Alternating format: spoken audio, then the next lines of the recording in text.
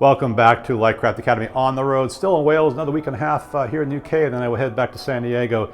I wanted to talk today, just briefly, answering a couple of emails that I've received about depth of field, how to create the most immersive backgrounds in 2D 360 that are by nature two-dimensional, how to create that illusion that the environment you're in is much bigger than the 2D backdrop, and this would be a good case in this old garage.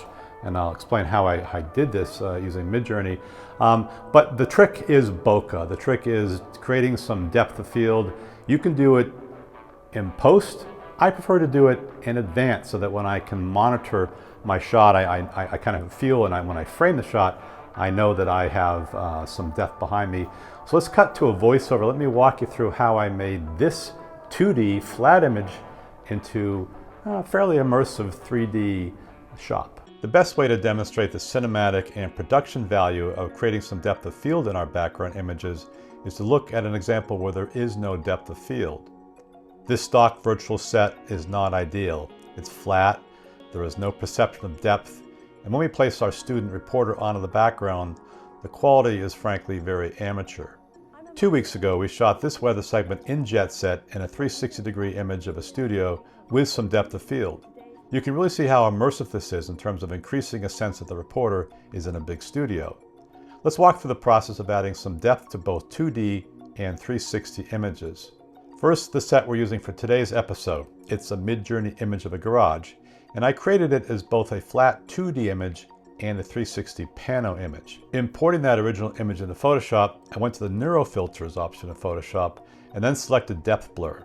This is where you can experiment with a variety of blur options. Once I find the correct focal distance and focal range, I tweak the amount of blur before exporting the image over to my iPhone.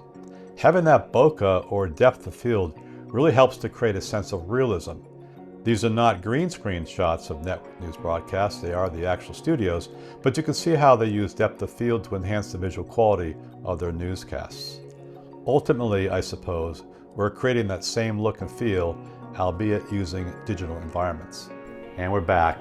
So pretty cool that we can create 2D images and then add some 3D depth, or at least that perception of depth, to create the illusion that you're in a much bigger space.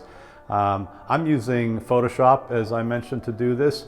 There are some plugins now for the big editing apps like Final Cut, Premiere, where you can actually add simulated 3D depth to moving images. So essentially you could do this in post. I prefer to do it in pre-production. I like to be able to kind of eyeball my set and kind of admire the fact that it looks like I'm farther away from that back wall than I am. Thank you, as always. Thank you so much for subscribing. I'll be back probably one more time before heading back to the USA. Take care.